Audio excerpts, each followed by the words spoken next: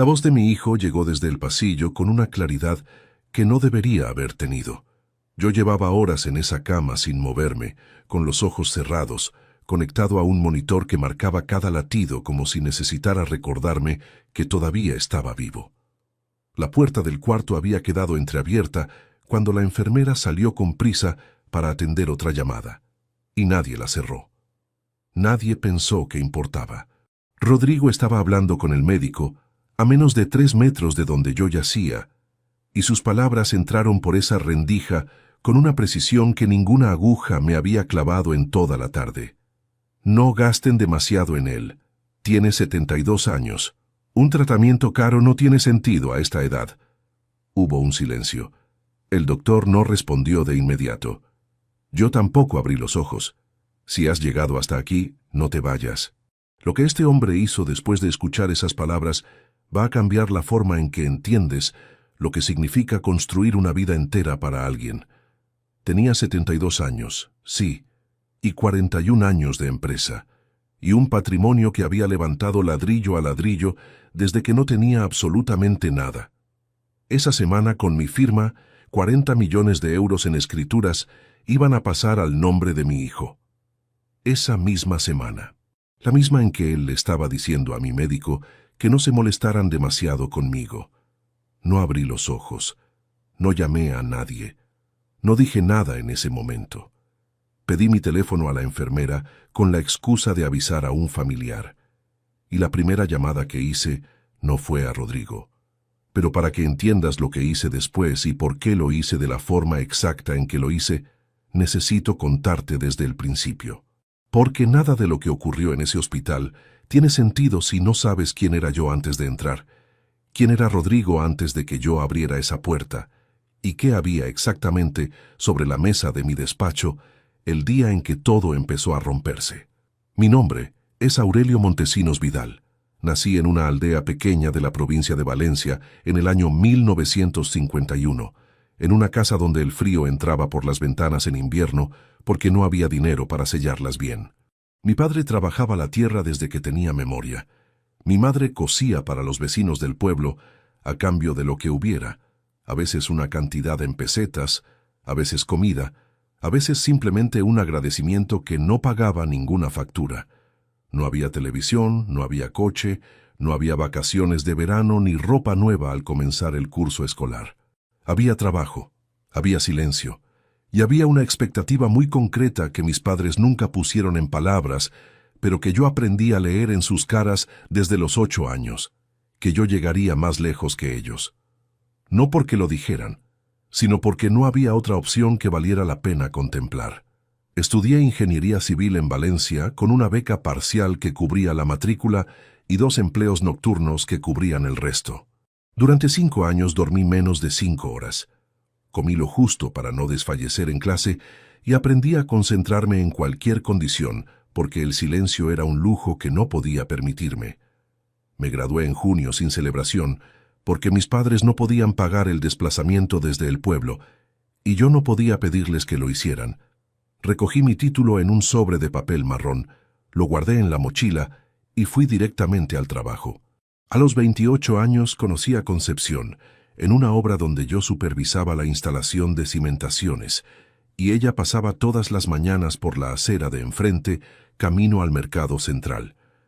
Tardé 3 semanas en atreverme a hablarle, no porque no supiera qué decir, sino porque me parecía que una mujer así no perdería el tiempo con alguien que llegaba a casa con las manos sucias y las botas llenas de barro. Me equivoqué. Ella me dijo después, ya casados, que me había visto pasar todos esos días y que había esperado con paciencia a que me decidiera. Nos casamos 2 años más tarde en una ceremonia pequeña con 40 personas, sin fotógrafo profesional, porque el dinero que teníamos estaba destinado a otra cosa. Esa otra cosa era la empresa. A los 31 años fundé Montesinos y Asociados con un préstamo que tardé 4 años en devolver. Un socio que se retiró a los 18 meses alegando que el negocio no despegaba con suficiente velocidad, y las manos de alguien que había cargado sacos de cemento antes de aprender a firmar contratos. Los primeros años fueron de supervivencia pura.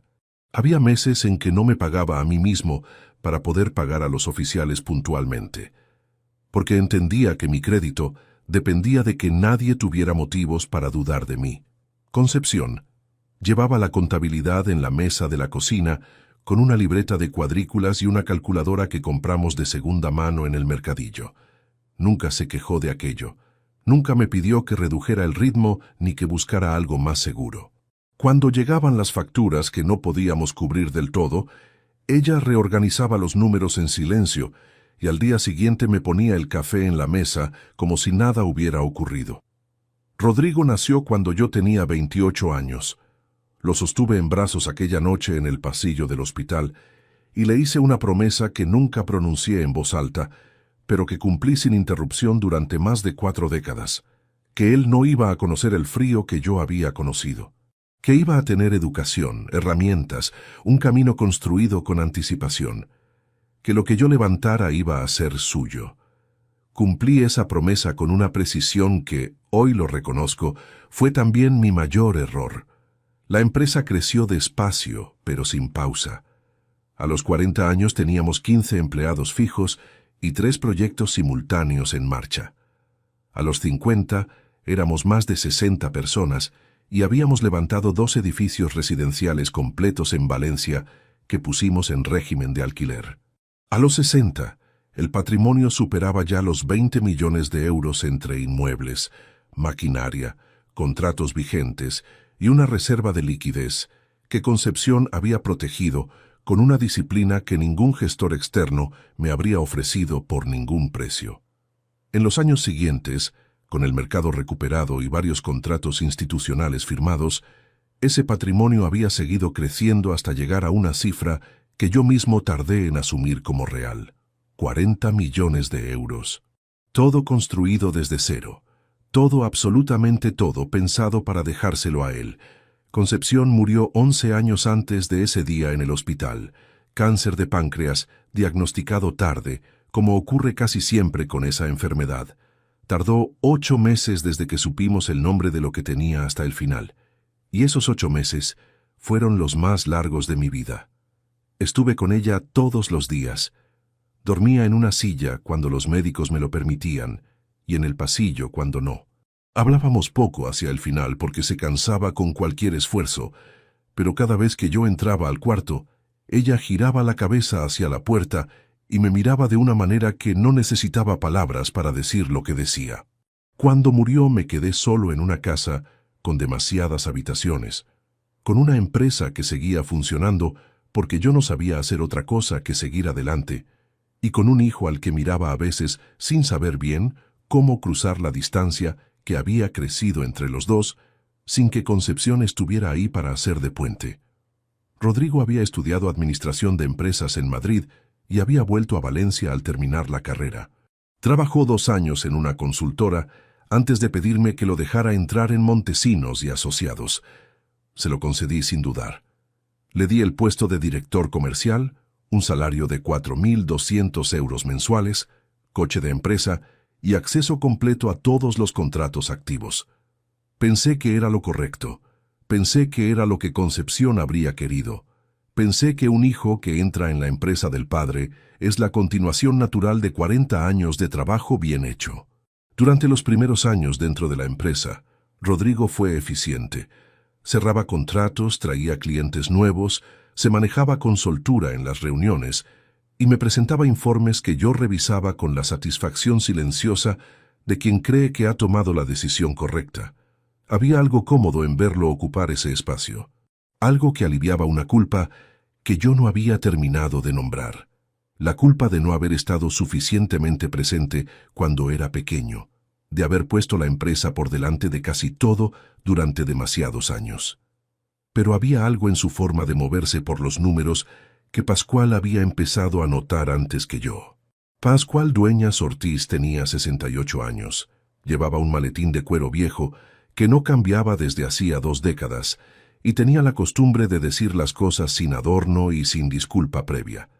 Era el tipo de persona que no te dice lo que quieres escuchar, sino lo que necesitas saber aunque eso incomode. Llevaba 25 años siendo mi contador externo y consultor independiente. y en ese tiempo había salvado a la empresa de 2 crisis que yo no había visto venir con suficiente anticipación.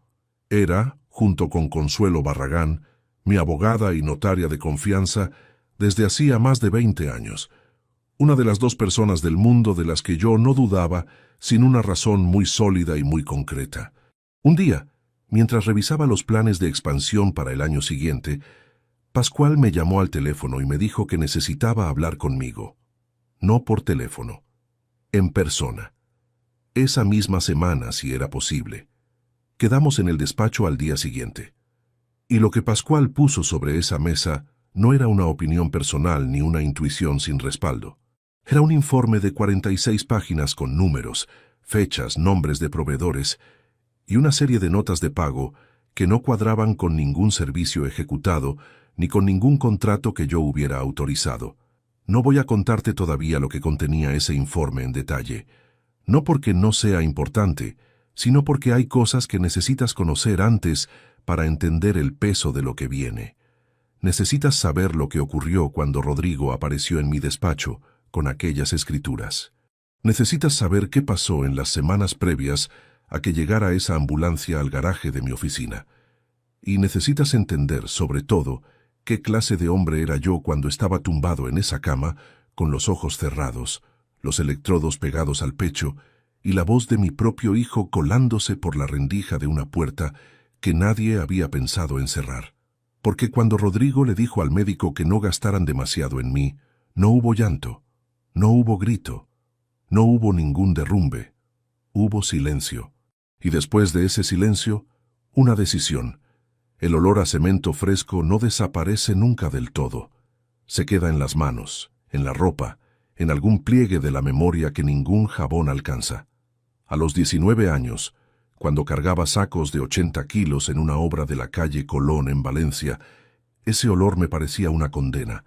A los 72, tumbado en una cama de hospital con los electrodos pegados al pecho, era lo más cercano a un hogar que tenía en la cabeza.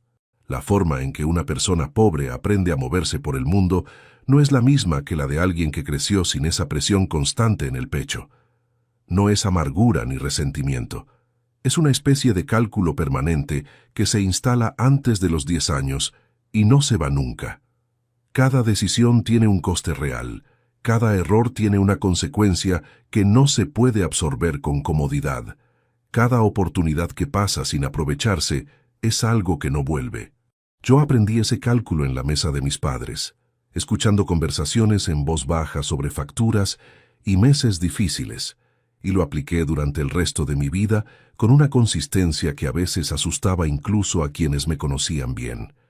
Pascual me lo dijo una vez tomando café en el despacho después de cerrar el balance anual.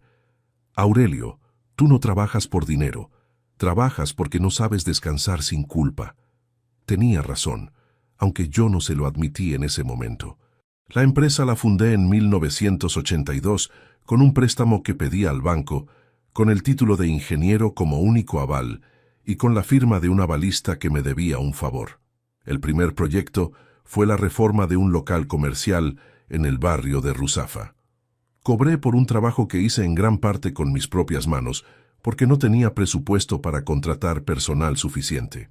Cuando terminé, el dueño me dio la mano, dijo que el resultado era mejor de lo que esperaba y me preguntó si conocía a alguien que pudiera reformar el piso de arriba. Le dije que sí, era yo mismo.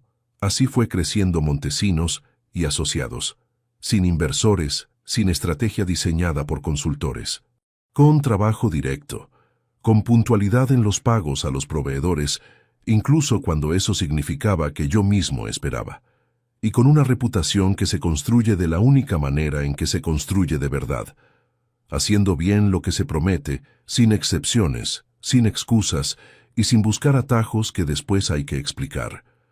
Concepción formó parte de esa construcción desde el primer día, aunque nunca apareció en ningún organigrama. Mientras yo supervisaba obras, ella revisaba facturas. Mientras yo negociaba contratos, ella comparaba presupuestos y encontraba los márgenes donde alguien intentaba cargar de más. Tenía un instinto para los números que no había aprendido en ninguna universidad sino en años de gestionar una casa con poco dinero y mucha precisión. Cuando la empresa empezó a generar beneficios reales, fue ella quien insistió en que reinvirtiéramos en inmuebles antes de que yo pensara siquiera en ampliar la plantilla.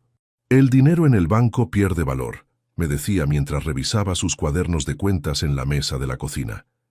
El dinero en piedra se defiende solo. Compramos el primer piso en Valencia en 1991, después otro.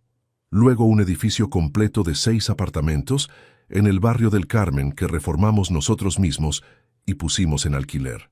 Con los años esa parte del patrimonio fue creciendo paralela a la empresa, silenciosa y firme, como una segunda estructura que sostenía la primera en los momentos en que los contratos escaseaban o el mercado se contraía. Concepción llevaba el control de cada alquiler, cada reparación, cada revisión de contrato con inquilinos, con la misma atención con que había llevado la contabilidad de los primeros años. Nunca contrató a nadie para que lo hiciera por ella. Decía que delegar los números propios era como dejar la puerta de casa abierta por las noches. Rodrigo creció viendo todo eso. Creció viendo a un padre que salía antes de que amaneciera y regresaba con la camisa manchada y la agenda cubierta de anotaciones. Creció escuchando conversaciones sobre obras, sobre permisos municipales, sobre proveedores que fallaban y clientes que tardaban en pagar. Creció también con una madre que lo llevaba al colegio, que asistía a todas las reuniones de padres, que le revisaba los deberes y que cubría cada uno de los espacios que yo dejaba vacíos sin que él lo percibiera del todo como ausencia. Cuando Concepción murió, esos espacios se hicieron visibles de repente. Rodrigo tenía 33 años cuando ella se fue. Era adulto. Estaba casado con Macarena desde hacía 4 años. Tenía su propio apartamento en el barrio de l'Eixample y una vida que no dependía de mí en lo cotidiano. Pero hay pérdidas que reordenan todo sin que nadie lo decida conscientemente. Yo me hundí en el trabajo con una intensidad que, mirándolo ahora, fue también una forma de no estar presente en ese duelo compartido. Llegaba al despacho a las 7 de la mañana y no salía hasta las 9 de la noche. Firmaba contratos, revisaba planos, atendía reuniones. Hacía todo lo que sabía hacer excepto sentarme en silencio con lo que había perdido. Rodrigo procesó la muerte de su madre también en silencio, pero a una distancia que con los meses fue haciéndose más difícil de cruzar. Nos veíamos en las fechas señaladas, en Navidad, en los cumpleaños, algún domingo de vez en cuando. Las conversaciones eran correctas y funcionales. Hablábamos de la empresa, del mercado, de cosas generales que no exigían ninguna apertura real, nunca de Concepción, nunca de lo que cada uno arrastraba desde que ella no estaba para ocupar el centro de esa familia que había construido con tanto cuidado. 3 años después de su muerte, Rodrigo vino a pedirme que lo dejara entrar en la empresa. Me lo pidió sentado en este mismo despacho, frente a la misma mesa donde yo llevaba décadas tomando decisiones. Dijo que quería aprender el negocio desde dentro, que quería estar cerca, que quería que lo que yo había construido tuviera continuidad real. Usó la palabra legado 2 veces en esa conversación. En ese momento me pareció la palabra correcta. Le asigné el puesto de director comercial con un salario de 4.200 euros mensuales, coche de empresa y acceso completo a la cartera de clientes activos. Le presenté al equipo explicando que su incorporación era una apuesta por el futuro de Montesinos y Asociados. Algunos de los empleados más veteranos me miraron con esa expresión contenida de quien piensa algo que no dice en voz alta. Yo lo noté y lo ignoré, porque en aquel momento lo que necesitaba ver era lo que quería ver. Durante los primeros años dentro de la empresa, Rodrigo funcionó con solvencia. Cerraba contratos medianos, mantenía las relaciones con los clientes existentes y presentaba informes ordenados que yo revisaba con la satisfacción callada de quien cree que tomó la decisión correcta. Macarena aparecía en los eventos de empresa con una sonrisa perfectamente calibrada y comentarios siempre oportunos sobre los proyectos en curso. Era evidente que conocía los detalles del negocio con una precisión que no correspondía a alguien que no trabajaba en él, pero en ese entonces lo interpreté como señal de que Rodrigo compartía el trabajo con su mujer, que eran un equipo. Igual que Concepción y yo habíamos sido un equipo, me equivoqué en esa comparación. Fue en el tercer año cuando Pascual mencionó por primera vez, con la cautela propia de alguien que no quiere errar, que había algunas facturas que no terminaban de encajarle. No fue una acusación. Fue una pregunta técnica, formulada al margen de una revisión de cuentas rutinaria. Me dijo que 3 proveedores incorporados en los últimos 18 meses tenían datos de empresa difíciles de verificar y que las comisiones asociadas a los contratos que habían gestionado presentaban un margen superior al habitual sin una justificación documentada que él pudiera encontrar. Le dije que lo revisaríamos. No lo revisamos con la urgencia que merecía. Tuve otras prioridades esa semana, luego la siguiente, y cuando quise acordarme de volver al asunto, ya habían pasado varios meses. Pascual no lo olvidó. Él nunca olvidaba nada que tuviera números de por medio. 4 meses después, se presentó en el despacho a primera hora de la mañana sin cita previa, con su maletín de cuero viejo y una carpeta gruesa bajo el brazo. La dejó sobre mi mesa sin decir nada, señaló únicamente la última página y se sentó a esperar. En esa página había una cifra que no debería existir y que había tardado 4 años en acumularse precisamente porque los movimientos individuales eran lo suficientemente pequeños para no activar ninguna alarma automática. Cantidades que solas no decían nada. Juntas, en la misma columna, al final de 46 páginas de análisis meticuloso, decían todo. 380.000 euros. Distribuidos en comisiones ficticias, en notas de pago sin correlación con servicios ejecutados y en transferencias a cuentas de proveedores que, al tirar del hilo, llevaban siempre al mismo punto de origen. Leí ese número 2 veces. Después miré a Pascual, que estaba al otro lado de la mesa, con la expresión de quien ha tardado en traer una noticia mala, porque entiende el coste personal que va a tener para quien la recibe. Quedé a solas con el informe durante 1 hora larga, después de que él se marchara. Lo leí entero, página por página, cada nota al pie, cada referencia cruzada, cada nombre de proveedor con su correspondiente número de cuenta. Y cuando terminé, no llamé a Rodrigo, no llamé a Consuelo, no hice ningún movimiento que pudiera alertar a nadie de que ese informe estaba en mis manos. Guardé las 46 páginas en el cajón de mi mesa con llave, me puse la chaqueta y salí a la calle. Esa noche no dormí más de 2 horas, no porque estuviera derrumbado, sino porque estaba calculando, con la misma frialdad con que había calculado cada decisión importante de mi vida, cuál era el siguiente paso correcto. Y el siguiente paso correcto no era reaccionar, era documentar, proteger, construir algo tan sólido que no hubiera manera posible de desarmarlo cuando llegara el momento. Lo que todavía no sabía en ese momento era que mientras yo cerraba ese cajón con llave, Rodrigo ya tenía preparado su siguiente movimiento.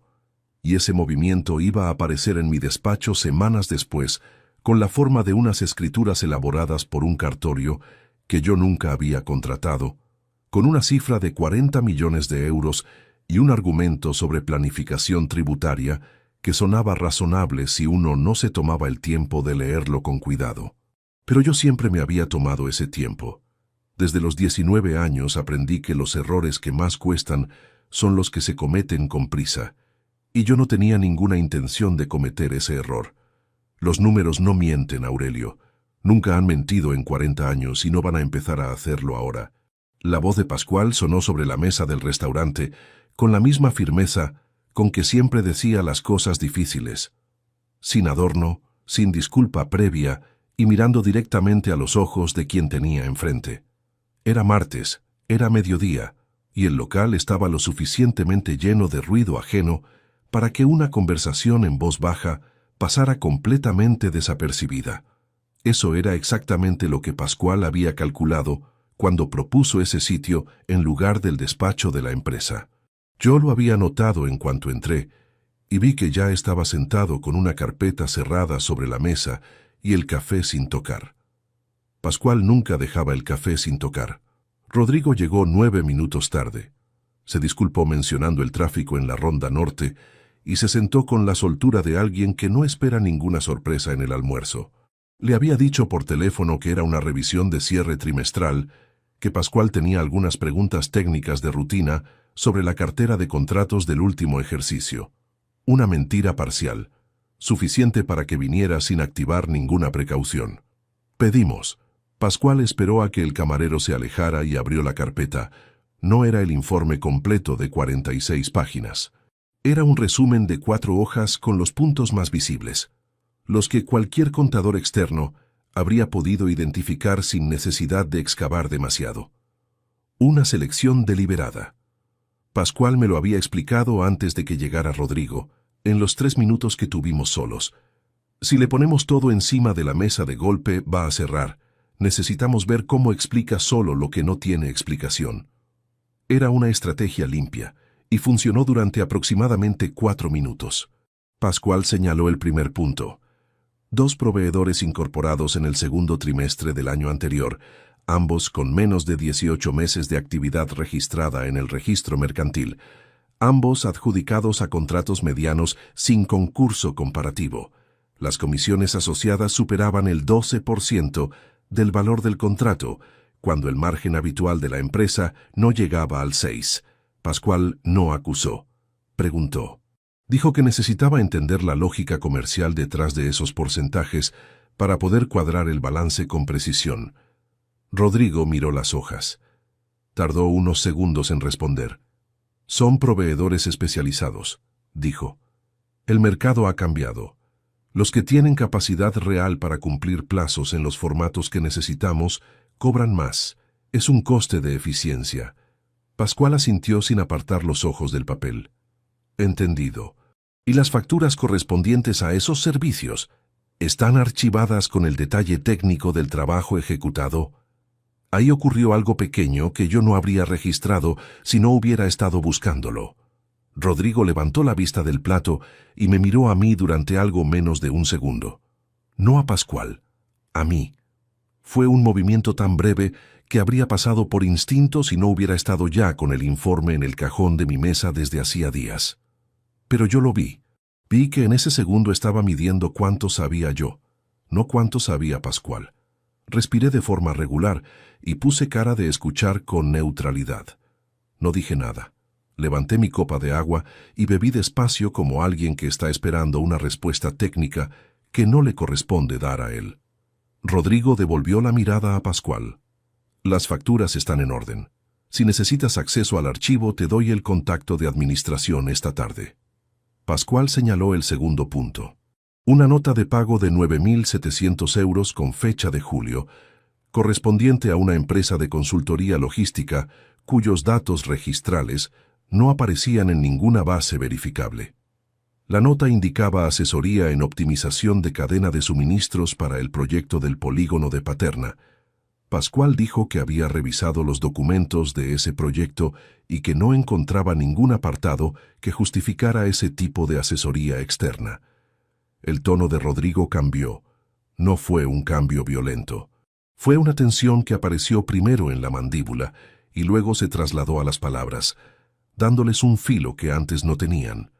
Dijo que Pascual llevaba demasiado tiempo trabajando con esquemas de empresa pequeña y que el negocio había crecido hasta un punto en que ciertas decisiones operativas requerían criterios que no cabían en una hoja de cálculo de los años 90.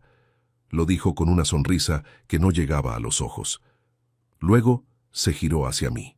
Papá, con todo el respeto que le tengo a Pascual, estas preguntas empiezan a parecerse más a una auditoría de desconfianza que a una revisión técnica. Lleva aquí 25 años y hace un trabajo que valoro. Pero el mercado en el que operamos hoy no es el mismo que cuando él empezó. Necesita actualizar sus referencias. Hubo un silencio breve. Pascual no cambió la expresión. Yo sostuve la mirada de Rodrigo durante 3 segundos exactos. El tiempo suficiente para que mi respuesta no pareciera ni impulsiva ni esquiva. Tiene razón en pedir los documentos, dije. Es su trabajo cuadrar los números. Envíale los archivos esta tarde y lo resolvemos. Rodrigo apretó ligeramente los labios. Asintió. Cambio el tema hablando de un cliente nuevo que estaba en fase de negociación para un proyecto residencial en el norte de la ciudad, y la conversación se desplazó hacia terreno más cómodo para él. Pero yo había visto lo que necesitaba ver. No era la reacción de alguien a quien le incomoda una revisión de rutina. Era la reacción de alguien que sabe exactamente qué hay debajo de las preguntas y que está calculando con qué rapidez puede cerrar esa línea de investigación antes de que llegue demasiado lejos. La diferencia entre las dos es visible si sabes mirarla. Yo llevaba 40 años leyendo a personas en reuniones de negocio, y esa diferencia no se me escapó. Terminamos el almuerzo. Rodrigo pagó la cuenta con una tarjeta que yo reconocí como la de representación de la empresa, y se marchó con el teléfono ya en la oreja antes de llegar a la puerta.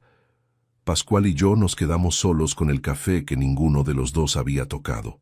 «Lo que acabas de ver», dijo Pascual sin mirarme, ordenando las 4 hojas dentro de la carpeta, «es la segunda vez que reacciona así cuando me acerco a esos números. La primera fue hace 3 meses, en una llamada. Entonces pensé que era carácter. Hoy ya no lo pienso. Le dije que le enviaría los documentos de administración en cuanto los tuviera, que necesitaba el tiempo suficiente para hacerlo sin que pareciera urgente». Pascual cerró la carpeta y la dejó frente a mí sobre la mesa. «Hay algo más», dijo, y por el tono supe que lo que venía era peor que las 4 páginas que acabábamos de revisar. Me explicó que la semana anterior, mientras cruzaba registros de proveedores para completar el informe, había encontrado una coincidencia que en principio podría ser casualidad, pero que había decidido verificar antes de mencionarla. Uno de los proveedores sin historial verificable, el que había facturado más en el periodo analizado, tenía como dirección fiscal registrada una calle del municipio de Torrent, en Valencia. La misma calle, el mismo número de portal, diferente piso, que la empresa de asesoría que Macarena había constituido 4 años antes y que en el registro constaba como inactiva desde hacía 2 ejercicios. No dije nada durante varios segundos. Pascual continuó. Dijo que podía ser coincidencia, que las calles largas con muchos portales y muchos pisos generaban ese tipo de superposiciones, pero que había pedido a un conocido en gestoría que comprobara la titularidad del inmueble y que el resultado de esa comprobación aún no había llegado. Le pregunté cuándo llegaría. «Mañana a primera hora, si tiene suerte, pasado como mucho». Guardé esa información en el mismo lugar donde había guardado el informe de 46 páginas, en silencio, sin moverme de donde estaba, sin dejar que nada en mi cara dijera lo que estaba procesando por dentro. En el camino de vuelta al despacho, con el coche detenido en un semáforo de la avenida del Puerto, el teléfono vibró con un mensaje de Rodrigo. Decía que había hablado con administración y que la documentación estaría lista para Pascual a final de la semana. Que lamentaba si había parecido brusco durante el almuerzo, que últimamente tenía mucha presión con los plazos del proyecto nuevo y que esperaba que entendiéramos que todo estaba en orden. Lo leí 2 veces. Era un mensaje demasiado rápido para ser espontáneo, demasiado conciliador para ser natural. Alguien que tuviera la conciencia tranquila sobre esos números no habría enviado ese mensaje 20 minutos después de levantarse de la mesa. Alguien que supiera que algo en esos números no aguantaría un escrutinio más profundo. Sí. Guardé el teléfono sin responder. Tenía tiempo para hacerlo más tarde. Ese tipo de mensajes se contestaba con una normalidad calculada, con brevedad y sin urgencia, porque cualquier variación en el ritmo habitual podía ser leída como señal. Respondí aquella noche desde casa con 4 palabras. «Entendido», sin problema ninguno. 3 días después, Pascual me llamó a las 8:15 de la mañana. La gestora había obtenido el resultado de la comprobación de titularidad. El inmueble de la calle de Torrent no era un bloque de viviendas con múltiples propietarios distintos. Era un edificio de uso mixto, cuya planta baja comercial, la dirección fiscal del proveedor sin historial verificable, pertenecía en régimen de arrendamiento a una sociedad constituida 18 meses antes con un único socio administrador. Pascual me leyó el nombre de ese socio administrador con una pausa antes y otra después, como quien pone bordes alrededor de algo para que no se pierda entre el resto de las palabras. El nombre era Macarena Villalba Souto. No era coincidencia, era arquitectura. Alguien había construido una estructura para mover dinero de la empresa hacia afuera a través de facturas que parecían legítimas hasta que alguien se molestaba en tirar del hilo correcto. Y ese alguien lo había hecho con suficiente paciencia y suficiente distancia para que el hilo fuera difícil de encontrar sin saber exactamente dónde buscar. Le dije a Pascual que no se moviera, que no hablara con nadie, que esperara mi llamada antes de dar cualquier paso adicional. Colgué. Me quedé en el despacho mirando la ciudad a través de la ventana durante un rato que no supe medir. Lo que Rodrigo aún no sabía era que aquella documentación que había prometido enviar a final de semana nunca iba a llegar a manos de Pascual a través de administración. Porque esa misma tarde, sin avisarle a nadie de la empresa, llamé a Consuelo Barragán. Y lo que le pedí que hiciera no era simplemente revisar unos contratos, era algo bastante más específico y bastante más irreversible. La carpeta aterrizó sobre mi mesa con un golpe seco que no fue accidental.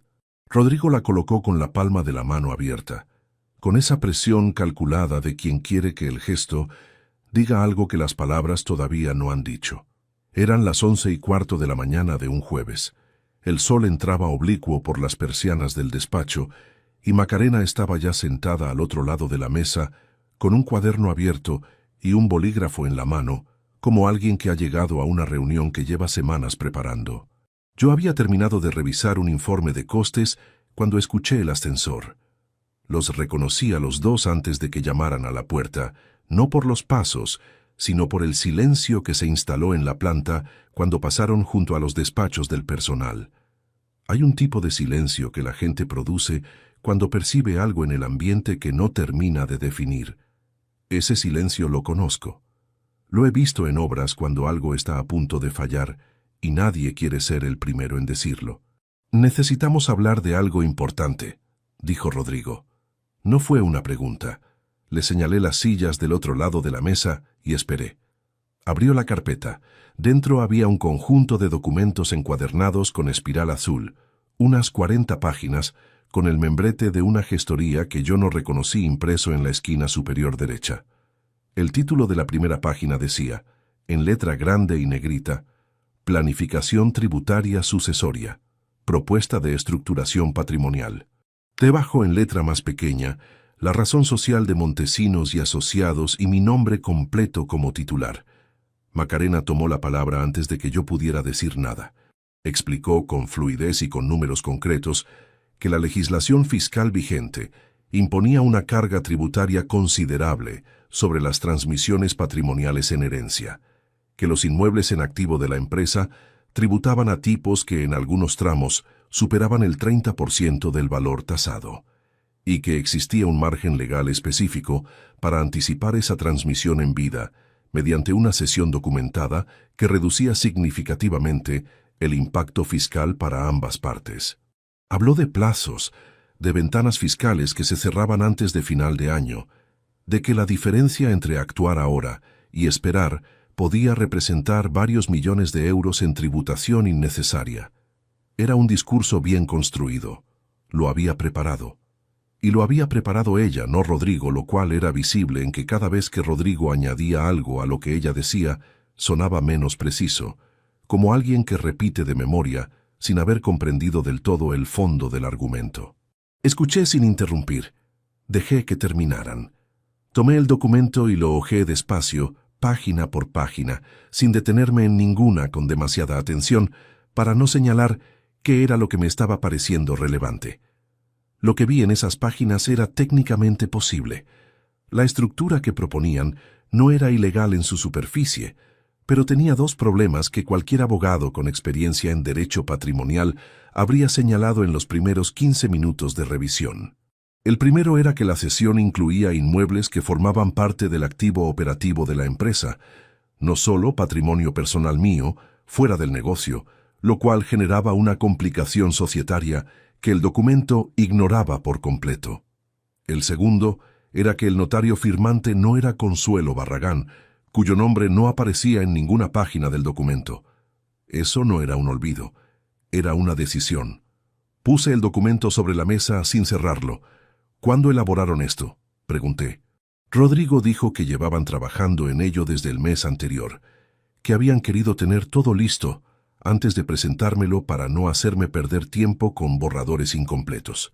Macarena añadió que el asesor fiscal que lo había redactado tenía una trayectoria extensa en operaciones de este tipo y que la propuesta recogía la estructura más eficiente disponible dentro del marco legal actual. Le pregunté el nombre del asesor. Rodrigo lo dio.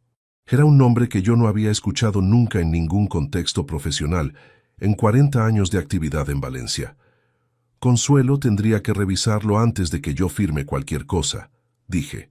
Macarena respondió antes de que Rodrigo pudiera. Dijo que Consuelo era excelente para asuntos de contratos y litigios, pero que este tipo de planificación patrimonial requería una especialización específica que no era el perfil de una notaria generalista. Lo dijo con una amabilidad perfectamente calibrada, con una sonrisa que no tenía ninguna grieta visible. Era el tipo de respuesta que descalifica sin atacar, que cierra una puerta mientras finge que solo está explicando la distribución de la habitación. En ese momento ocurrió algo que no había previsto. Mi teléfono, que estaba boca arriba en la esquina de la mesa porque lo había dejado ahí al entrar ellos sin recordar girarlo, vibró con una llamada entrante. La pantalla quedó visible durante algo menos de 2 segundos antes de que yo pudiera alcanzarlo. El nombre que apareció era Consuelo B., con la letra suficientemente grande para que cualquiera sentado al otro lado de la mesa lo leyera sin esfuerzo. No fue un segundo entero, pero Macarena estaba mirando en esa dirección. Tomé el teléfono con naturalidad, le eché un vistazo de reojo como quien comprueba si es algo urgente y lo volteé boca abajo sobre la mesa sin decir nada. Un gesto completamente ordinario, el mismo que hace cualquier persona cuando recibe una llamada durante una reunión y decide que puede esperar. Rodrigo no lo había visto. Estaba revisando algo en su propio teléfono en ese momento. Macarena sí lo había visto. Estaba seguro, pero no dijo nada y tampoco cambió la expresión. Simplemente continuó con lo que estaba explicando sobre los plazos fiscales como si el teléfono nunca hubiera vibrado. Eso, paradójicamente, fue lo que más me alertó. Una persona sin nada que ocultar habría dicho, «Necesitas contestar de forma espontánea». El silencio de Macarena era el silencio de alguien que estaba procesando información y eligiendo no reaccionar todavía. Terminé de hojear el documento. Lo cerré. Voy a leerlo con calma esta semana, dije. Es mucho material para revisarlo en una reunión. El tono de Rodrigo cambió con una rapidez que habría resultado visible para cualquiera que lo conociera. No fue un estallido. Fue una presión que subió de golpe y que él controló a medias, como vapor que encuentra una válvula pequeña. Dijo que los plazos no eran indefinidos, que la ventana fiscal que describía el documento cerraba antes de que terminara el trimestre, que llevar semanas preparando algo con rigor para que luego se quedara en un cajón pendiente de revisión era exactamente el tipo de parálisis que había frenado decisiones importantes en la empresa durante demasiado tiempo. No dijo «tu parálisis». Lo dejó en el aire con el sujeto indefinido, pero el destinatario era claro. Macarena puso una mano en el brazo de Rodrigo, un gesto breve, casi imperceptible, de freno. Él lo notó y bajó el tono antes de continuar. Dijo que entendía que yo quisiera revisar, que era normal, y que lo respetaba, pero que si necesitaba hablar con alguien de confianza sobre el contenido técnico, el asesor que lo había elaborado estaba disponible cualquier día de la semana. Que no había necesidad de involucrar a Consuelo en algo que estaba fuera de su área. Volvió a mencionar a Consuelo. Era la segunda vez en 10 minutos. Le dije que lo tendría en cuenta, que les daría una respuesta antes de que terminara la semana. Rodrigo se puso de pie. Recogió su teléfono de la mesa con un movimiento más brusco de lo necesario. Macarena cerró su cuaderno con calma. Se levantó. Me dio la mano con una firmeza que duró exactamente el tiempo correcto y dijo que estaban disponibles para cualquier pregunta que surgiera de la lectura. En la puerta, Rodrigo se giró. «El tiempo no espera, papá. A nuestra edad ninguno de los dos tiene el lujo de aplazar indefinidamente». nuestra edad. Como si él también tuviera 72 años. Como si la urgencia fuera compartida y no estuviera empujando exclusivamente en una dirección. Cerré la puerta yo mismo después de que salieran. Fui a la ventana y los vi cruzar el aparcamiento hacia el coche. No hablaron entre ellos hasta que estuvieron dentro del vehículo. Luego, antes de arrancar, Macarena se giró hacia Rodrigo y dijo algo que duró varios segundos. No podía leer los labios desde esa distancia, pero la gesticulación era la de alguien que está analizando, no la de alguien que está tranquilizando. Volví a la mesa, tomé el teléfono y devolví la llamada a Consuelo. Contestó al segundo tono. Le dije que acababa de irse alguien de mi despacho con un documento de 40 páginas elaborado por un gestor que yo no conocía, proponiendo la transferencia de 40 millones de euros en inmuebles a nombre de Rodrigo bajo el argumento de planificación tributaria sucesoria. Le dije que el documento no llevaba su nombre en ninguna página y que la gestoría firmante tampoco me resultaba familiar. Le pregunté si algo de eso tenía sentido jurídico real. Hubo una pausa. Consuelo dijo que necesitaba ver el documento antes de dar una opinión concreta, pero que una transferencia de ese volumen sobre activos que incluían inmuebles operativos de una empresa en activo era un proceso con implicaciones societarias que no podía resolverse con una planificación tributaria estándar, que si alguien había elaborado un documento de esas características sin coordinar con la notaría titular del patrimonio, o bien no sabía lo que estaba haciendo, o bien sabía exactamente lo que estaba haciendo. Le dije que le haría llegar una copia esa misma tarde. Aurelio, dijo antes de que pudiera colgar, lo que te pedí que esperaras la semana pasada ya tiene respuesta, pero prefiero dártela en persona. Mañana si puede ser. Colgué. Me quedé con el teléfono en la mano durante un momento. Lo que Consuelo había estado investigando desde la semana anterior era la protección legal de las procuraciones en vigor a nombre de Rodrigo sobre determinadas cuentas y activos de la empresa. Le había pedido que revisara el alcance real de esas procuraciones, qué podía hacer con ellas Rodrigo sin mi firma y en qué plazo. Esa era la pregunta específica que le había formulado después de la llamada de Pascual. La respuesta, según lo que acababa de decirme, ya estaba lista. Y por el tono con que lo había dicho, esa respuesta no era tranquilizadora. Abrí el cajón con llave, saqué el informe de 46 páginas de Pascual y lo puse junto a la carpeta de espiral azul que Rodrigo había dejado sobre la mesa. Los dos documentos, uno al lado del otro, contaban historias distintas que apuntaban al mismo lugar. 40 millones en escrituras por un lado, 380.000 desviados en 4 años por el otro. Y en el centro, unas procuraciones vigentes cuyo alcance real yo todavía no conocía con exactitud. Mañana Consuelo me diría lo que había encontrado, y según lo que encontrara, las decisiones que tomara en las siguientes horas podrían ser las más importantes que tomara, desde que fundé esta empresa con las manos vacías 4 décadas atrás. Consuelo Barragán no era una mujer de rodeos. Llevaba más de 2 décadas ejerciendo como notaria y abogada en Valencia, y en todo ese tiempo había aprendido que la claridad incómoda era siempre preferible a la ambigüedad amable. Cuando entró al despacho a las 9:20 de la mañana del día siguiente, con una carpeta de pasta negra bajo el brazo, y sin haber aceptado el café que le ofreció la recepcionista, supe antes de que abriera la boca que lo que traía no era una noticia menor. Cerró la puerta con cuidado. Se sentó. Abrió la carpeta. Las procuraciones que tiene Rodrigo sobre las cuentas de la empresa son más amplias de lo que probablemente crees, dijo. No son operativas estándar. Son procuraciones de disposición patrimonial con un redactado que le permite ejecutar transferencias sobre cuentas empresariales sin requerir tu firma concurrente, siempre que el importe individual no supere los 40.000 euros por operación. La miré sin interrumpirla. Esas procuraciones se firmaron hace 3 años ante un notario de Paterna, no ante mí. Yo no las redacté, no las revisé y no fui consultada en ningún momento de su elaboración. Le pregunté qué significaba eso en términos prácticos.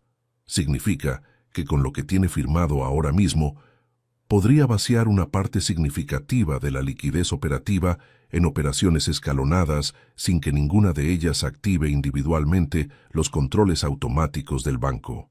Si las escrituras que te trajeron ayer se firmaran además con ese respaldo, el margen de maniobra que quedaría fuera de tu control sería casi total.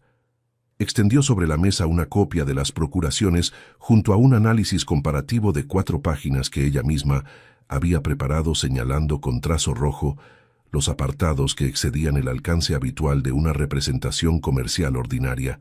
Lo leí despacio. Era exactamente lo que había descrito. ¿Cuánto tiempo tienen de vigencia?, pregunté. Indefinida, salvo revocación expresa por parte del poderdante, es decir, por tu parte. Estaba procesando esa información cuando el teléfono del despacho sonó desde la línea interna. Era la recepcionista, avisando de que Rodrigo estaba llamando al fijo porque no conseguía comunicar con mi móvil.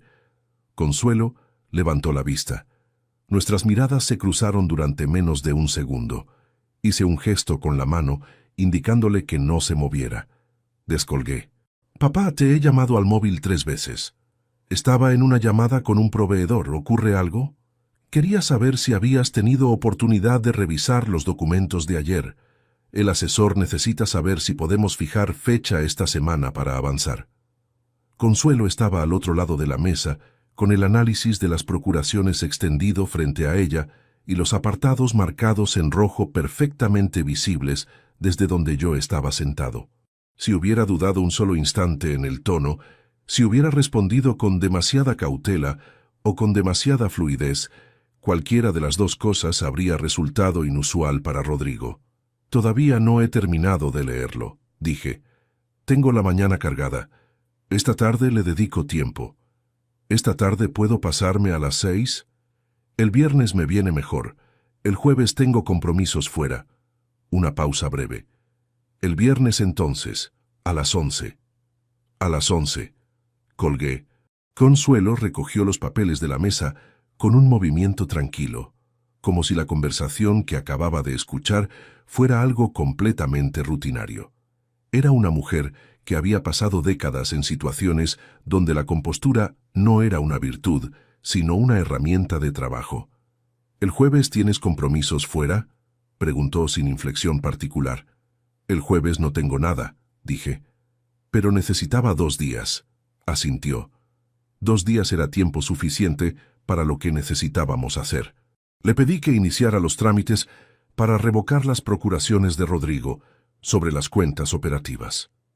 No como movimiento definitivo todavía, sino como proceso preparado y listo para ejecutar en el momento en que yo lo indicara.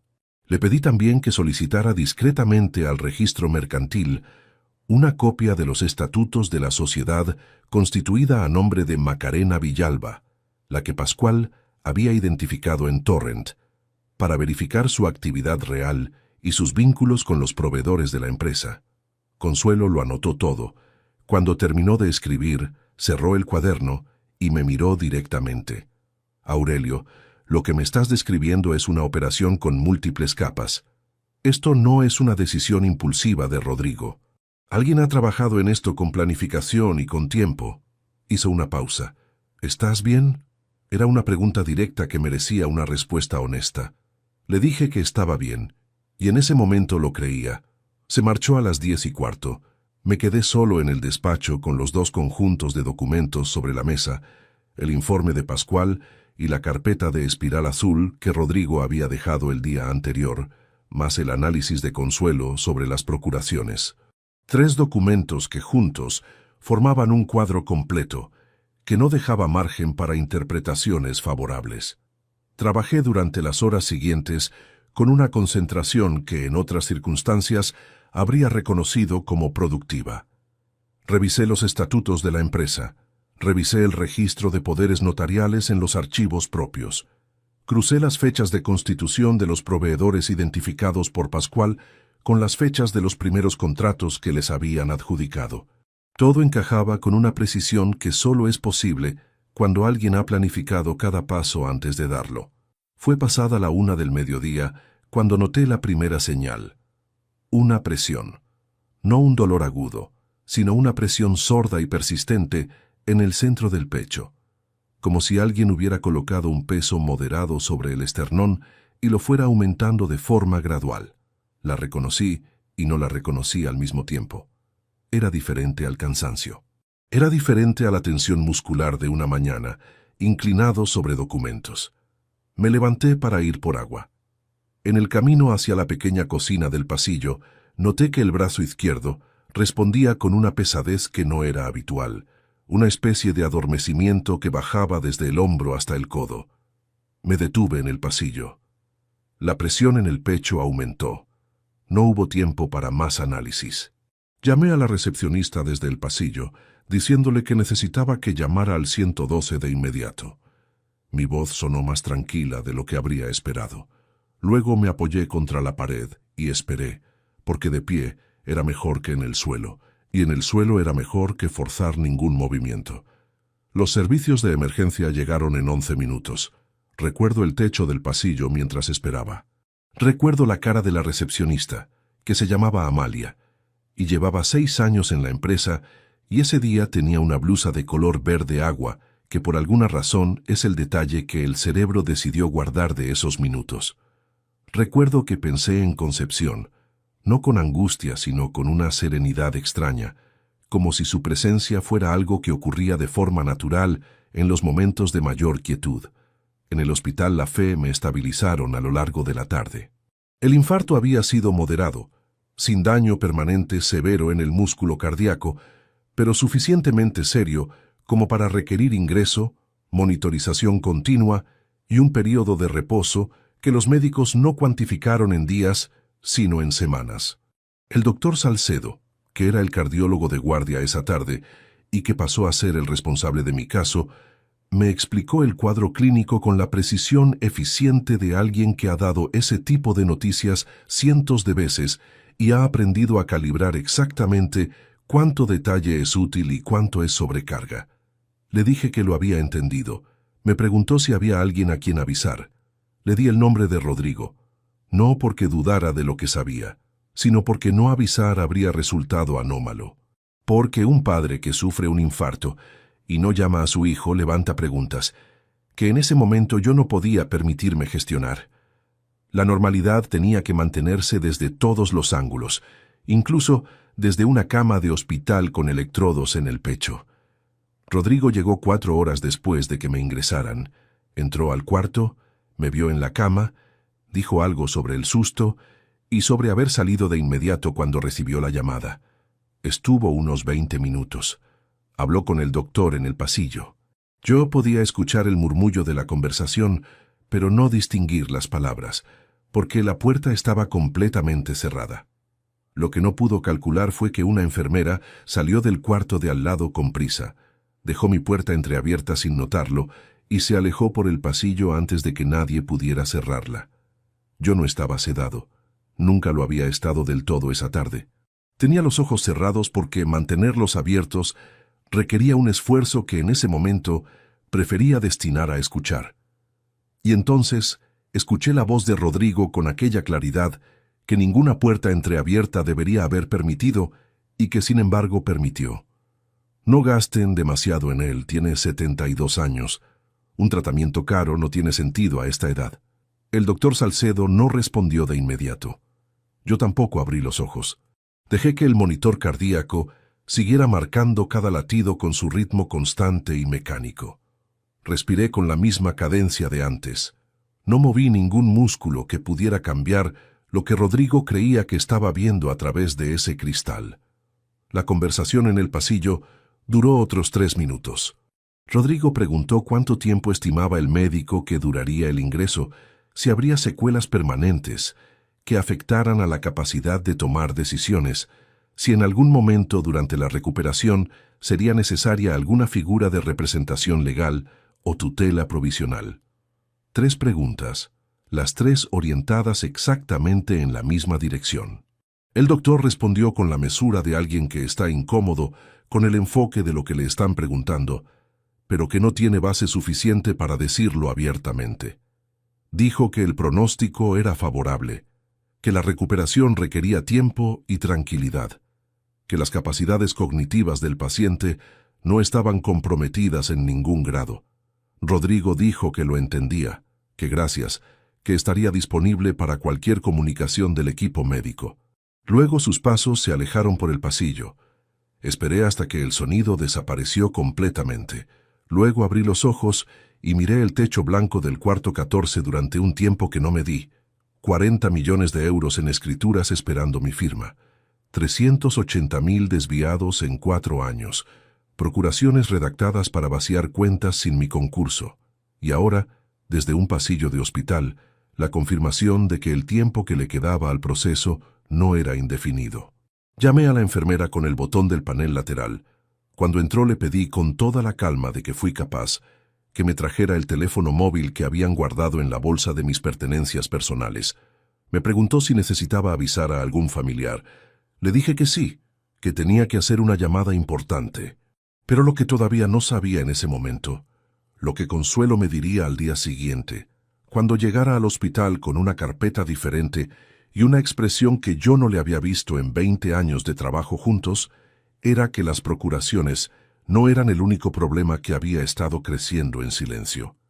Había algo más, algo que Pascual había encontrado esa misma tarde mientras yo estaba en una ambulancia, algo que no había estado en ninguna de las 46 páginas del primer informe porque era demasiado reciente para haberlo incluido. Y ese algo cambiaba el tamaño de todo lo que creía haber entendido hasta ese momento. La silla junto a la ventana del cuarto 14 crujió levemente cuando Consuelo Barragán se acomodó en ella a las 9:45 de la mañana siguiente. Traía la carpeta de pasta negra, más gruesa que cualquier vez que yo pudiera recordar, y la puso sobre sus rodillas sin abrirla todavía. Antes de empezar necesito saber cómo estás. Le dije que estaba bien, que había dormido poco pero que el doctor Salcedo había pasado a primera hora y las últimas pruebas mostraban una evolución favorable, que el pecho ya no dolía. Ella asintió con la brevedad de quien acepta esa respuesta sin quedarse completamente satisfecha con ella. Anoche, cuando me llamaste, tomé nota de todo lo que me pediste, comenzó. Antes de colgar ya había redactado el borrador de revocación de las procuraciones. Esta mañana, antes de venir aquí, lo deposité en el registro notarial. El proceso tiene un plazo de 48 horas para surtir efecto completo, pero desde el momento del depósito queda constancia registral de la solicitud. Cualquier movimiento que se intente ejecutar, amparándose en esas procuraciones durante ese periodo, quedará documentado como posterior a la notificación de revocación. Era lo primero que necesitaba escuchar. Lo segundo, continuó, abriendo la carpeta por una pestaña marcada con papel adhesivo amarillo, es la gestoría que elaboró las escrituras que Rodrigo te trajo. Sacó 3 folios y los colocó sobre la mesita auxiliar orientados hacia mí. Me llevó 4 horas verificarlo porque el rastro estaba bien cubierto, pero está ahí. La gestoría Tramitaciones Levante S.L., que firma el documento, tiene como único administrador a un hombre llamado Ernesto Capdevila, que es cuñado de Macarena por parte de su hermano mayor.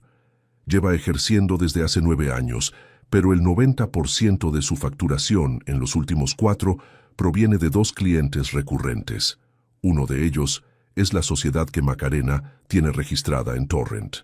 La miré sin interrumpirla. Es decir que el documento que te presentaron como una propuesta técnica, elaborada por un profesional independiente, fue redactado por alguien con vínculos directos y verificables con Macarena. La urgencia fiscal que argumentaban tampoco tiene respaldo real. La ventana tributaria que citaban no existe en los términos que describieron. Es una interpretación forzada de un supuesto normativo que no aplica a tu situación patrimonial ni remotamente. Guardé silencio un momento.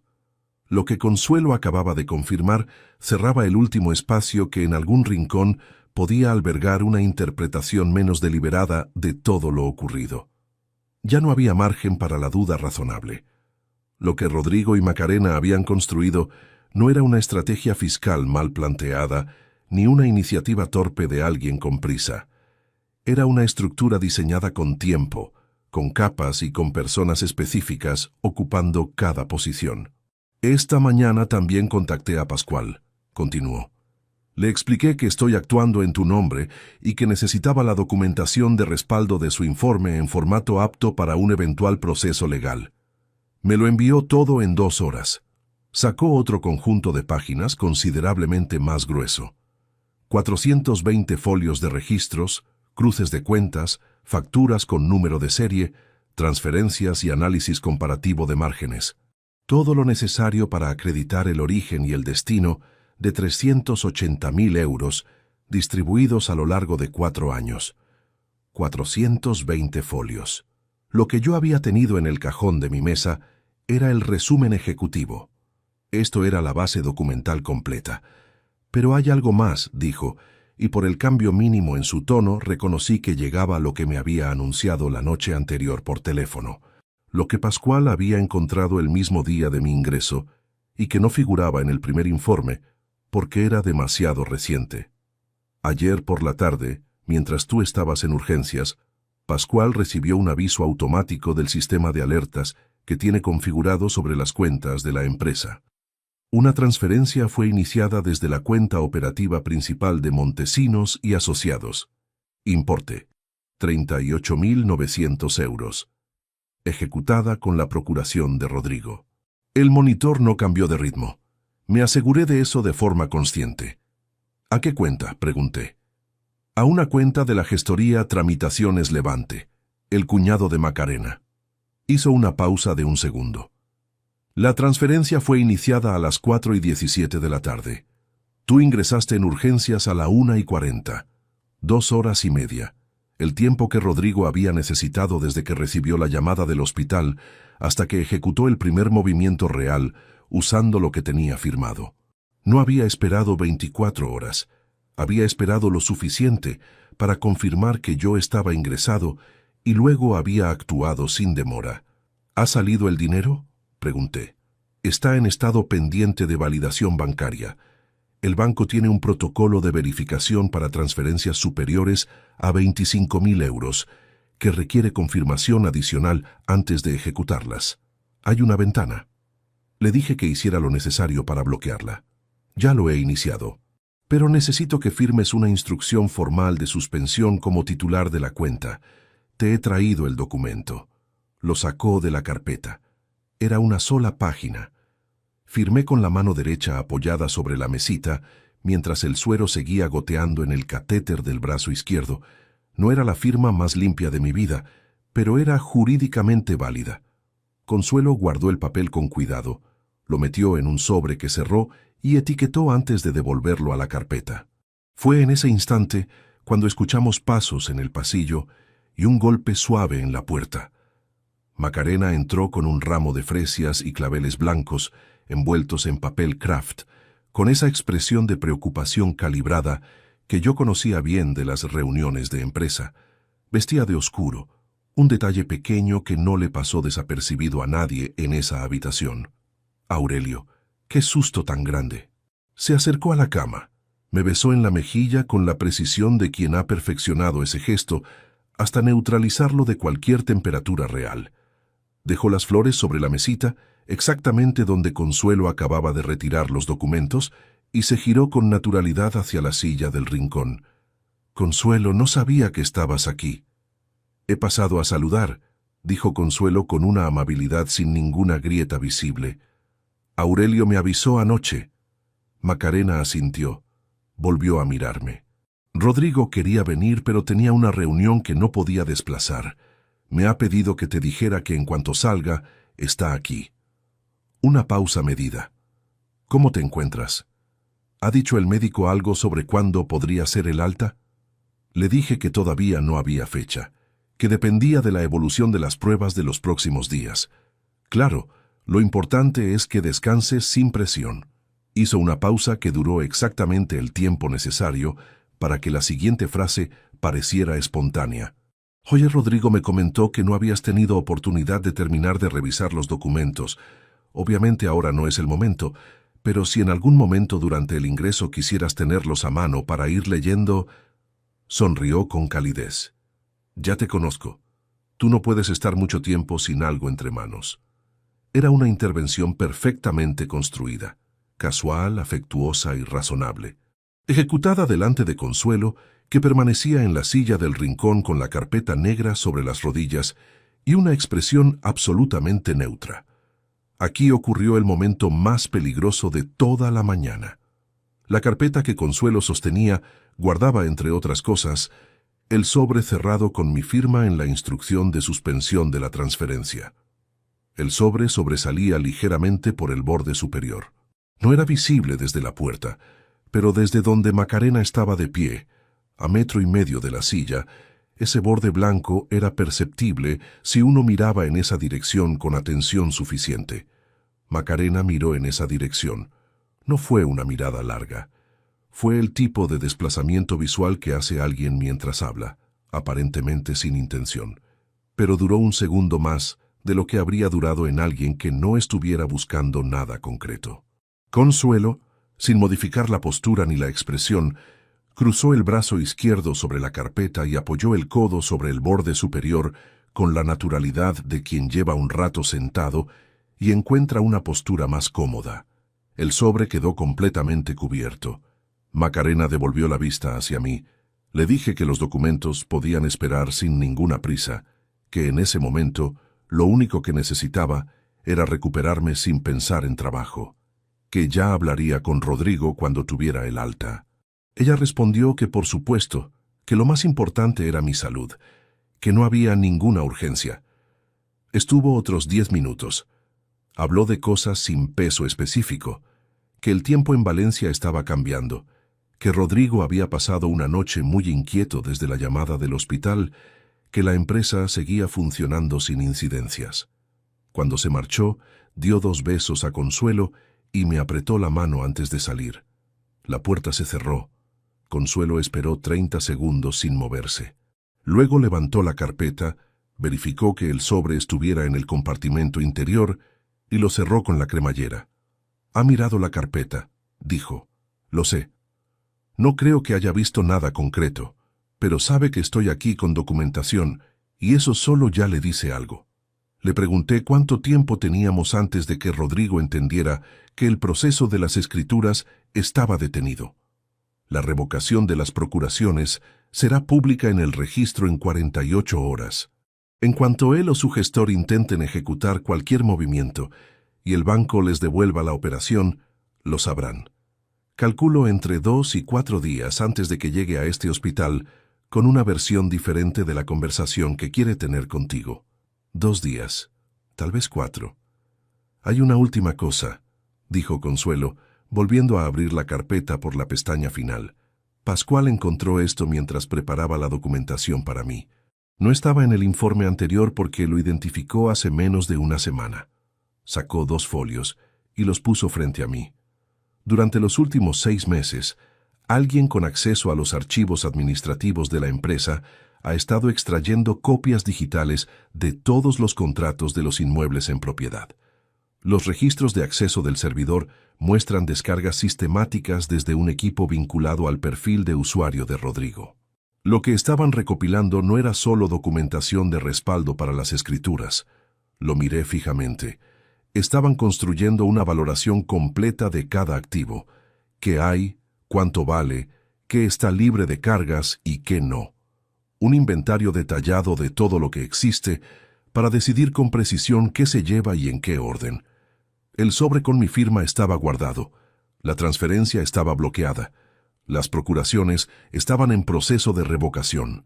Y Rodrigo tenía en su poder un inventario digital de cada inmueble, cada contrato vigente y cada activo de la empresa que yo había levantado en 4 décadas de trabajo. Consuelo cerró la carpeta. El siguiente paso tienes que darlo tú, y tiene que ser antes de que él llegue aquí. Los pasos de Rodrigo en el pasillo del 4º piso eran reconocibles antes de que llegara a la puerta. Siempre lo habían sido, desde que era niño, y bajaba las escaleras de casa con esa cadencia particular que imprimía el talón antes que la punta, un hábito que nunca corrigió y que yo había escuchado durante 44 años sin pensar nunca en lo que significaba saber reconocer los pasos de un hijo a distancia. Eran las 11:16 de la mañana del tercer día de ingreso, Consuelo estaba sentada en la misma silla de siempre, con la carpeta negra cerrada sobre el regazo. Yo estaba incorporado en la cama, sin el gotero ya, con la espalda apoyada contra dos almohadas y las manos cruzadas sobre la sábana. Habíamos tenido 48 horas. Las habíamos usado bien. La revocación de las procuraciones había quedado registrada y notificada al banco la tarde anterior. La transferencia de 38.900 euros a la gestoría del cuñado de Macarena había sido bloqueada con éxito antes de que el banco completara la validación. Consuelo había coordinado con Pascual la preparación de un expediente completo para la solicitud de auditoría judicial sobre las cuentas operativas de la empresa y había redactado además la notificación de afastamiento cautelar de Rodrigo de sus funciones directivas, pendiente únicamente de entrega formal. Ese documento estaba dentro de la carpeta negra, en el compartimento interior, junto a una copia del informe de Pascual en formato legalmente apto y una carta que yo mismo había dictado a Consuelo la tarde anterior y que ella había transcrito y guardado en un sobre aparte. Todo estaba en orden, cada pieza en su lugar. Lo que Rodrigo no sabía cuando abrió la puerta del cuarto 14 era que los últimos 2 días no habían sido de reposo. Entró con la soltura de alguien que espera encontrar una situación manejable. Llevaba una bolsa pequeña con fruta y una revista de economía doblada bajo el brazo. El tipo de detalles que se eligen cuando uno quiere que la visita parezca natural y sin agenda. Su mirada fue directamente hacia la cama, luego hacia la silla donde estaba Consuelo, y ahí se detuvo una fracción de segundo más de lo normal. «No sabía que ibas a estar aquí», le dijo a Consuelo, sin acusación, sin calidez tampoco. «Aurelio me pidió que pasara esta mañana», respondió ella con la misma amabilidad neutra de siempre. Rodrigo dejó la bolsa sobre la mesita, puso la revista encima y se acercó a la cama. Me preguntó cómo había dormido. Le dije que bien. Me dijo que tenía mejor aspecto que el primer día. Le dije que el cuerpo recuperaba. Hubo un intercambio de 3 o 4 frases completamente ordinarias que duraron el tiempo suficiente para que cualquiera que mirara desde fuera no hubiera visto ninguna diferencia respecto a una visita rutinaria de hijo a padre convaleciente. Luego, Rodrigo miró de nuevo hacia Consuelo. «¿Estáis revisando algo?» La pregunta sonó casual, pero tenía una orientación precisa. «Asuntos de la notaría», dijo Consuelo. «Nada urgente». Rodrigo asintió. Se sentó en la silla auxiliar junto a la ventana, la que quedaba al otro lado de la cama respecto a donde estaba Consuelo, y durante un momento los tres permanecimos en una disposición triangular que tenía una geometría particular. Yo en el centro, él a un lado, ella al otro, con la carpeta negra entre Consuelo y yo. Aquí ocurrió el momento que no había previsto con exactitud. Rodrigo se inclinó hacia adelante, apoyando los codos en las rodillas, con una actitud que en otras circunstancias habría parecido simplemente informal. Pero el ángulo que tomó desde esa posición le daba una línea visual directa hacia el lateral de la carpeta de Consuelo, donde sobresalía ligeramente una pestaña de papel adhesivo con una anotación escrita a mano. La anotación decía «Revocación, ejecutada», con la letra menuda y precisa de Consuelo. No era visible desde donde yo estaba, pero desde la silla de Rodrigo, con esa inclinación, sí podía serlo dependiendo de cuánto mirara. Lo vi dirigir la vista en esa dirección, solo un instante, pero suficiente para que algo cambiara en su postura, una tensión muy leve que apareció en los hombros antes de que pudiera controlarse del todo. «Rodrigo», dije antes de que pudiera procesar lo que creía haber visto. Levantó la vista hacia mí de inmediato. «Quería pedirte disculpas por lo del jueves pasado. Me pareció que saliste del despacho incómodo y no quiero que eso quede así». Funcionó con la precisión de un desvío de tráfico. La atención completa se redirigió hacia mí, hacia el contenido de lo que acababa de decir, hacia la evaluación instintiva de qué significaba que yo sacara ese tema ahora. Consuelo, sin ningún movimiento brusco, recolocó la carpeta sobre su regazo de forma que la pestaña quedara cubierta por el brazo. Rodrigo tardó un segundo en responder. «No hace falta que te disculpes. Yo también estaba bajo presión». Una pausa. «¿Has podido revisar los documentos?» He estado pensando en ellos, dije. ¿Y? Me gustaría hablar sobre eso. Hay algunas cosas que quiero entender antes de tomar ninguna decisión. Vi cómo se acomodaba en la silla con una disposición diferente. La rigidez de los hombros bajó un poco. Interpretó lo que acababa de decir como una apertura, como la señal de que el proceso podía retomarse desde un ángulo más favorable del que esperaba cuando entró. Era exactamente lo que yo quería que interpretara. Le dije que lo que me había rondado desde que ingresé, con el tiempo que da estar en una cama sin poder moverse demasiado, era una pregunta que no me había hecho con suficiente claridad antes. Una pregunta sobre el tiempo, sobre la urgencia, sobre por qué algo que podría haberse planteado hace 5 años se había convertido de repente en una cuestión de semanas. Rodrigo comenzó a responder con el argumento fiscal que Macarena había construido. Lo interrumpí con suavidad. No me refiero a los plazos tributarios, me refiero a otra cosa. Esperé. El día que ingresé aquí, continué con la misma voz tranquila con que había llevado toda la conversación. La puerta de este cuarto quedó entreabierta un momento mientras estaba en la cama. Entró más sonido del pasillo de lo habitual. Hice una pausa breve. Te escuché hablar con el doctor Salcedo. El silencio que siguió duró exactamente 4 segundos. Los conté.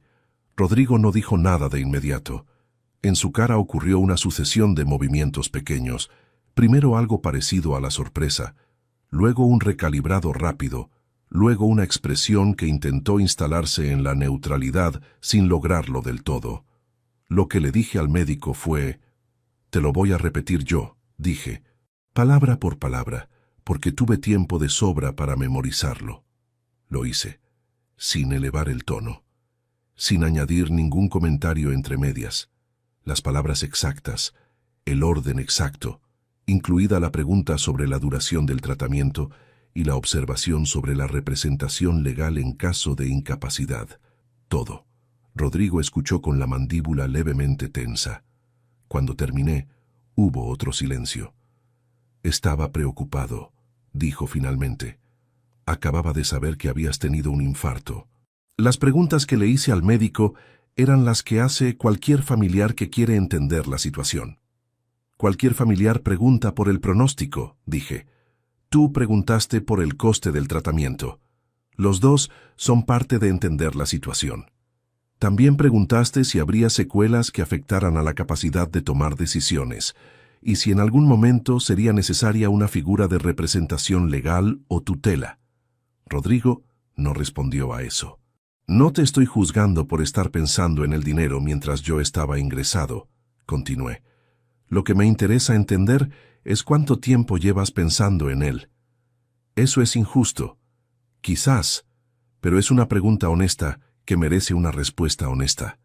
Se puso de pie, no de forma brusca, sino con el movimiento de alguien que necesita cambiar de posición porque la que tenía ya no le resulta sostenible. Fue hacia la ventana. Miró hacia afuera durante unos segundos con las manos metidas en los bolsillos. «He trabajado 15 años en esa empresa», dijo sin girarse. 15 años. He traído contratos, he mantenido clientes, he gestionado equipos, y en todo ese tiempo nunca ha habido una conversación real sobre qué pasa con el patrimonio cuando tú ya no estés. No hay planificación, no hay estructura, no hay nada que garantice que lo que construiste no desaparezca en impuestos o en disputas sucesorias. Hay 380.000 euros que tampoco están donde deberían. Se giró. El silencio que siguió fue de una calidad diferente a los anteriores. Era el silencio de alguien al que acaban de quitar el suelo de debajo de los pies y que todavía no ha terminado de caer. «¿Qué has dicho?» 380.000 euros, repetí. Distribuidos en 4 años a través de proveedores sin actividad real verificable, al menos uno de ellos con vínculos directos a Macarena. Pascual lo documentó en 420 páginas que en este momento están en manos de Consuelo, en formato apto para un proceso legal. Rodrigo miró a Consuelo. Ella sostuvo la mirada sin ningún movimiento. «También hay una transferencia de 38.900 euros que iniciaste el día de mi ingreso», continué. «Estaba bloqueada antes de que salieras del banco». Una pausa. y las procuraciones que tenías sobre las cuentas operativas fueron revocadas antes de ayer. Rodrigo se quedó de pie junto a la ventana, con la luz entrando de lado, y esa expresión que tienen las personas cuando están recalculando en tiempo real todo lo que creían tener controlado. «Podías haberme dicho que sabías todo esto», dijo finalmente, con una voz que había perdido casi toda su textura habitual. «Podías haberme llamado. Te estoy diciendo ahora. No es lo mismo. Haberlo hablado antes...» «No había nada que hablar antes», lo interrumpí. «Lo que has hecho no es un malentendido que se resuelve hablando.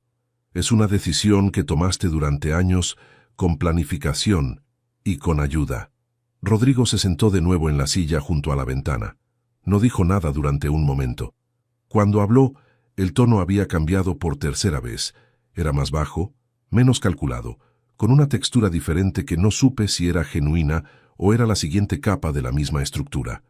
«He cometido errores», dijo, «errores graves, pero todo lo que quería era asegurarme de que hubiera algo para cuando yo ya no estuviera». Lo interrumpí de nuevo. «Lo sé. Por eso le dijiste al médico que no gastara demasiado, para acortar el proceso». «Eso no es lo que quise decir». «Rodrigo», lo dije con calma, solo su nombre, con el peso de 44 años detrás. «No tienes que convencerme de nada». «Ya no». Hubo un silencio largo. Consuelo se levantó, sacó un sobre de la carpeta y lo depositó sobre la mesita auxiliar, junto a la bolsa de fruta y la revista doblada que Rodrigo había traído al entrar. «Es una notificación formal», dijo. «Afastamiento cautelar de tus funciones directivas en Montesinos y Asociados a partir de hoy, con mantenimiento del salario durante el período de auditoría. La auditoría está siendo coordinada por el despacho que representa al señor Montesinos y será ejecutada por un perito externo designado por el juzgado mercantil». Rodrigo no tomó el sobre. Lo miró desde donde estaba. «¿Vas a denunciarme?», le respondí yo. «El proceso seguirá su curso natural. Lo que ocurra dentro de ese proceso no depende de mí en este momento. Depende de lo que los números digan cuando alguien los revise con autoridad». Se puso de pie. Tomó el sobre con una lentitud que no era resignación, sino la mecánica de alguien que todavía está procesando los límites reales de la situación. Lo metió en el bolsillo interior de la chaqueta sin abrirlo. 44 años, dije, cuando ya estaba en la puerta. 44 años pensando en dejarte algo. Rodrigo se detuvo con la mano en el marco. No se giró. Permaneció así durante 2 o 3 segundos, que fueron los más largos de toda la mañana.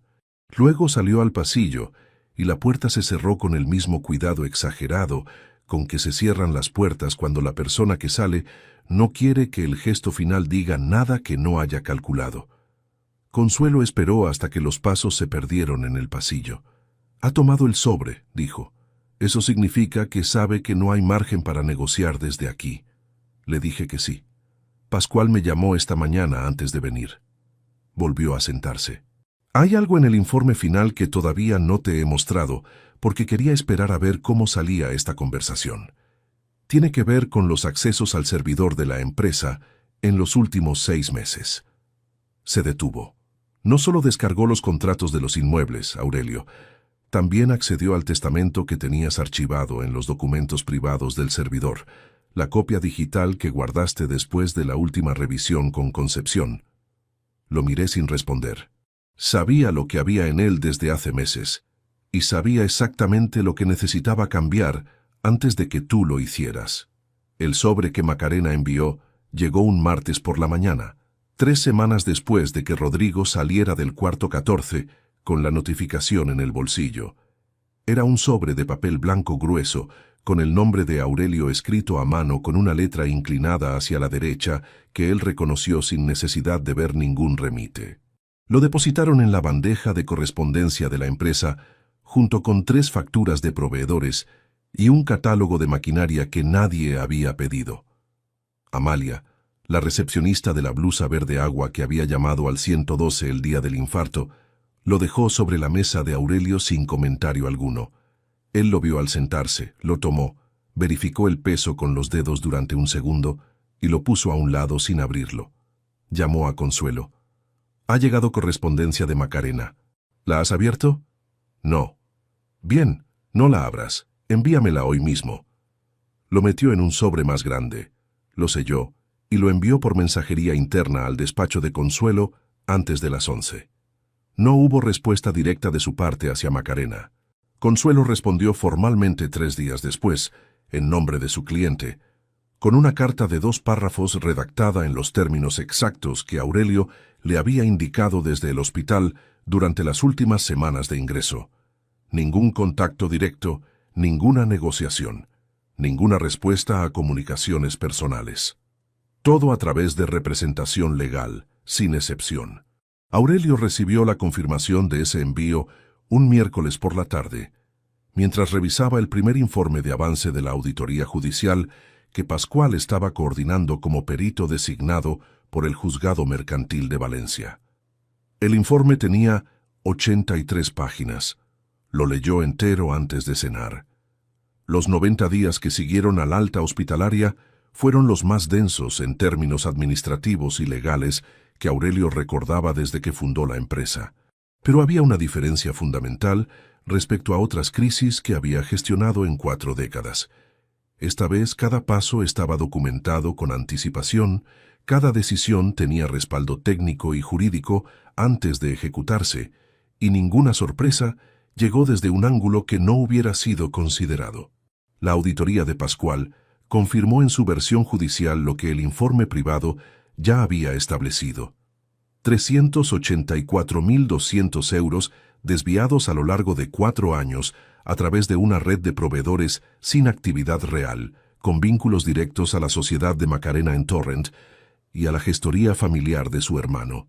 La cifra exacta era ligeramente superior a la que Pascual había estimado inicialmente, porque los últimos 3 meses del período analizado habían contenido movimientos adicionales que el primer informe no había alcanzado a cerrar completamente. El juzgado mercantil admitió la demanda civil. Rodrigo fue notificado formalmente. El desligamiento definitivo de sus funciones en la empresa se produjo en el día 91, con carta notarial entregada en mano por Consuelo en presencia de testigo. Rodrigo había contratado a un abogado que durante las primeras semanas intentó construir una defensa basada en la discrecionalidad habitual de un director comercial para gestionar relaciones con proveedores dentro de los márgenes que el mercado establece. Era un argumento que habría necesitado que los 420 folios de Pascual no existieran. Como existían, el abogado recondujo la estrategia hacia una negociación de acuerdo antes de que el proceso llegara a la fase oral. Hubo un momento, aproximadamente en la 7ª semana, en que ese proceso estuvo a punto de complicarse desde un ángulo que Aurelio no había anticipado completamente. El abogado de Rodrigo solicitó al juzgado acceso a los correos electrónicos del servidor de la empresa correspondientes a los últimos 5 años, argumentando que la dirección comercial había actuado en todo momento dentro de los parámetros que el propio titular de la empresa había establecido implícitamente. Era una maniobra para buscar en el historial de comunicaciones alguna instrucción de Aurelio que pudiera interpretarse como autorización tácita de los márgenes en cuestión. Consuelo lo contrarrestó en 48 horas con una solicitud de perímetro documental que limitaba el acceso a los correos estrictamente relacionados con los contratos auditados, excluyendo cualquier comunicación de carácter estratégico general. El juzgado acotó el acceso según ese criterio. Los correos disponibles dentro del perímetro autorizado no contenían nada que respaldara la tesis de la defensa. La solicitud había sido hábil. Si hubiera prosperado en los términos originales, habría abierto años de correspondencia interna a una revisión que, aunque no habría encontrado autorización explícita de los desvíos, habría consumido tiempo, generado incertidumbre y dado a Rodrigo un margen de negociación que en ese momento no tenía. Consuelo lo cerró antes de que se convirtiera en ese problema. El acuerdo se firmó en la 10ª semana. Rodrigo reconoció los hechos que la auditoría había establecido, acordó la devolución de los 384.200 euros, en un plan de pago supervisado por el juzgado con un plazo de 4 años, y renunció a cualquier reclamación laboral derivada del desligamiento. La empresa retiró la acción penal a cambio de ese reconocimiento y ese compromiso de restitución. No porque Aurelio considerara que el proceso penal fuera injusto, sino porque Consuelo le explicó con claridad que un proceso penal paralelo alargaría la resolución varios años, consumiría recursos que la empresa necesitaba en otra dirección y produciría el mismo resultado económico con mucho más coste humano y temporal. Lo que necesitas no es que Rodrigo vaya a juicio, le dijo Consuelo en una reunión en su despacho a mediados del segundo mes. Lo que necesitas es que el patrimonio esté protegido y que los números vuelvan a cuadrar. El resto es personal, y lo personal no lo resuelve ningún tribunal.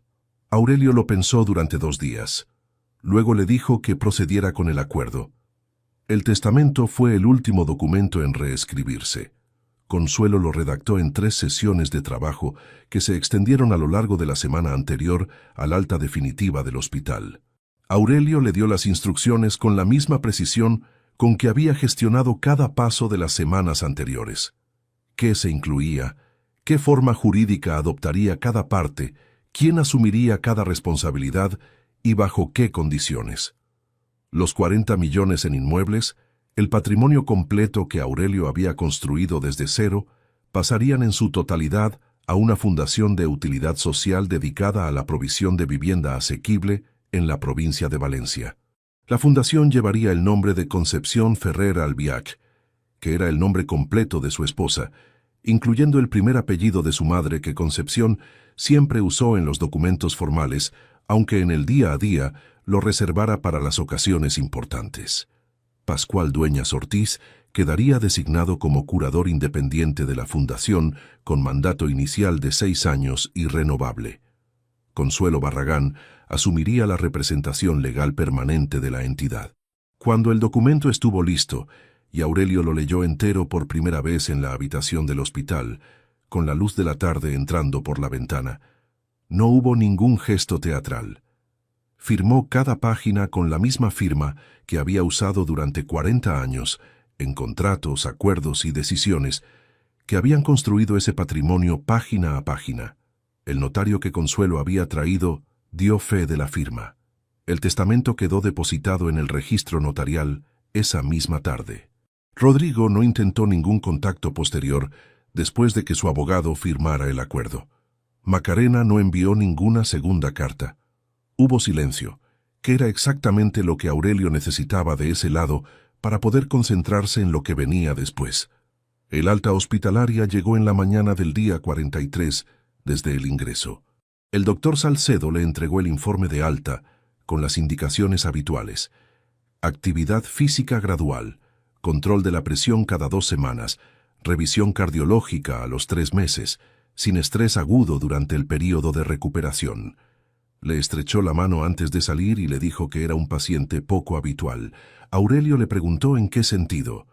La mayoría de los pacientes que pasan por aquí salen con menos carga que cuando entraron. Usted entró con un infarto y salió habiendo tomado más decisiones que en muchos años. Una pausa. Me alegra que haya salido bien. No volvió a la empresa hasta la semana siguiente.